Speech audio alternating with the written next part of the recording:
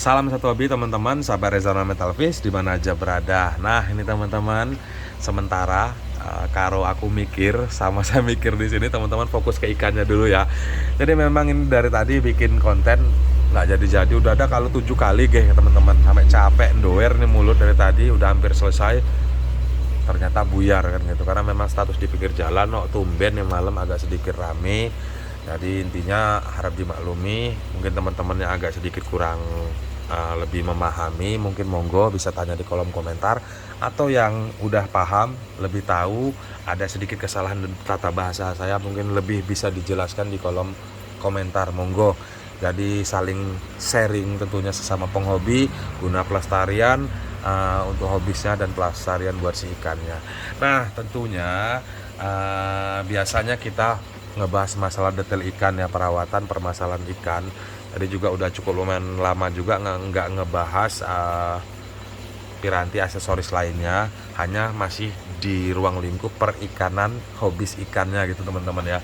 Jadi ini kebetulan di konten kali ini lebih fokus ke sini nih teman-teman. Jadi kita ngebahas tentang media filter. Nah tentunya filter dan medianya dan cara kerjanya, apa manfaatnya gitu teman-teman. Nah, jadi lebih santai lah mengartikan bahasa yang saya ucapkan di sini. Saya juga berupaya lebih jelas menjelaskan kepada teman-teman, walau situasi di sini lagi rame, bukan rame ribut itu teman-teman, rame pinggir jalan. Jadi antara konsentrasi dan suara knalpot mobil tuh agak sedikit berperang di situ. Jadi demi teman-teman semua lebih terfokuskan lah gitu. Nah, ngobrol-ngobrol tentang filter, tentunya filter ini adalah rangkaian vital lah dalam pemeliharaan ikan hias. Selain menjaga kualitas air, terus pompa atau aksesoris lainnya, filter ini nggak kalah vitalnya guna menjaga kesterilan, kestabilan air. Jadi filter ini sangat berperan. Nah, jadi agar ikan ini nantinya baliknya bakal sehat, bakal bisa tumbuh besar gitu teman-teman. Karena memang nggak sedikit juga nih para penghobi, terutama penghobi barunya.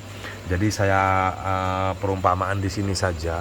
Jadi banyak sekali yang mengeluh udah pelihara beberapa minggu itu tiba-tiba mati. Om, ini mati. Beli lagi kan gitu teman-teman. Nah pada dasarnya sih kalau dia baru beli tiba-tiba sampai rumah mati, itu memang ada beberapa opsi. Bisa juga dari si penjual karantinanya kurang, atau bisa dia kaget, atau tata cara karantina di sana juga kurang gitu teman-teman. Nah jadi itu monggo diselesaikan masing-masing jika yang mengalami hal tersebut. Nah tentunya dalam perjalanan pemeliharaan ikan hias tentunya butuh perawatan, pemeliharaan. Di situ juga dituntut koloni dalam akuarium yang sesuai kapasitas kebutuhan si ikan itu juga harus sesuai, tentunya seperti itu teman-teman. Jadi menjaga kualitas air, pompa dan aksesoris juga memang benar-benar harus sesuai kapasitas kebutuhan. Filter juga harus bekerja dengan baik. Nah tentunya ngobrol-ngobrol tentang filter ini kebetulan alat peraganya ya di sini teman-teman. Jadi menjelaskan lebih detail lagi tentunya sebenarnya pusing mungkin buat para penghobi barunya. Mungkin nggak penting sih sebenarnya, pusingan gitu kan, karena banyak banget nih penjabarannya di situ. Karena memang ini video agak sedikit panjang, cuman mudah-mudahan ada inspirasi baru. Jadi teman-teman di rumah ada semangat baru, yang ada kendala lebih menggiatkan, lebih mengupgrade lagi apa yang kurangnya di rumah gitu teman-teman. Nah di sini sekedar alat peraga aja, kuatkan imajinasi teman-teman di rumah. Di sini ada filter, media filter ya ini teman-teman. Nah jadi saya jelaskan dahulu. Jadi ada beberapa penghobi, terutama buat para penghobi barunya, memang dia masih baru, biasanya dia langsung pelihara ikan, ada akuariumnya tanpa melihat strukturnya. Jadi yang penting belajar dulu kan gitu teman-teman. Nah biasanya itu diberikan filter biasa seperti filter ini nih, yang banyak sekali dijual di kios-kios seperti filter di atas itu teman-teman. Nah itu filter biasa. Cuman kalau skala filter itu sama aja, statusnya dia hanya fungsinya itu penyaringan. Nah, jadi tempat penyaringan. Nah, dari tempat penyaringan itu timbullah istilah teman-teman. Nah, di situ ada istilah mekanik atau biologis dan kimiawi gitu teman-teman. Jadi ada 2 atau 3 gitu teman-teman ya. Jadi mekanik. Nah, jadi mekanis itu biasanya media filter yang hanya menggunakan busa-busa. Jadi pada dasarnya mekanis itu hanya sekedar bekerja sekedar menyaring aja teman-teman. Jadi menyaring sisa-sisa kotoran yang tersaring, yang terlihat oleh mata kita gitu teman-teman, seperti busa ini. Jadi ngumpul nih kotor-kotoran, sisa-sisa makanan di sini. Nah, jadi ini disebut dengan filter mekanik itu teman-teman. Nah, tentunya saya sering nih ngomong masalah amonia berlebih. Nah, jadi perhatikan amonia, kesehatan air kan gitu teman-teman. Nah, jadi amonia itu berkembang dari sisa-sisa pakan tentunya teman-teman, dari sisa-sisa pakan yang dihasilkan pemberian kita tadinya pakan berlebih. Saya juga sering sampaikan seperti itu. Jadi beri pakan secukupnya aja. Dari sisa-sisa pakan dan sisa-sisa kotoran tersebut itu berkembang jadi bibit-bibit amonia berlebih. Nah, amoniak ini adalah bakteri yang jahat ya, bakteri jahat beracun, merugikan, dapat menyebabkan kematian si ikan gitu teman-teman. Nah, dari siklus itu sendiri biasanya ikan ini mungkin yang lecet dia sakit, terus tiba-tiba mati, itu salah satu penyebabnya teman-teman. Nah, terus yang kedua, dari kebersihan media filter kurang terjaga, dari air yang kurang sering kita ganti, tentunya dapat juga menyebabkan seperti itu juga. Nah, tentunya juga pergantian air juga dilakukan rutin berkala, penyiapan air yang memang benar-benar sudah disiapkan ya, itu juga harus diperhatikan pentingnya. Nah, tentunya berlanjut dari istilah filter mekanis ya, lari ke filter biologis teman-teman. Nah, jadi disinilah pokok inti pembahasan di konten kali ini, membahas tentang bakteri pengolah di filter biologis. Tentunya dari amoniak tadi nih teman-teman, dari amoniak yang jahat tadi itu diolah di sini. Ini ilustrasi filter aja teman-teman ya. Dari pertama nih pompa ke boxnya, di boxnya ini ke mekanis yang pertama disaring, terus yang kedua ke biologis, dan yang terakhir itu ke kimiawi nanti ya teman-teman. Nah, jadi ini yang ke biologis. Biologis ini memang berperan penting sekali, di mana biologis ini memang bisa dikatakan itu tempat pembuatan atau pengolahan bakteri jahat ke baik itu teman-teman. Nah, jadi bisa dikatakan home bakter atau rumah bakteri itu teman-teman. Jadi memang seperti teman-teman perhatikan, ini ada keramik ring, ada biobol, dan kebetulan media-medianya juga cukup lumayan banyak sebenarnya jenisnya, seperti karang jahe itu teman-teman, terus seperti kalnes ya, yang enteng dia muter-muter itu dalam kategori media filter biologis gitu teman-teman.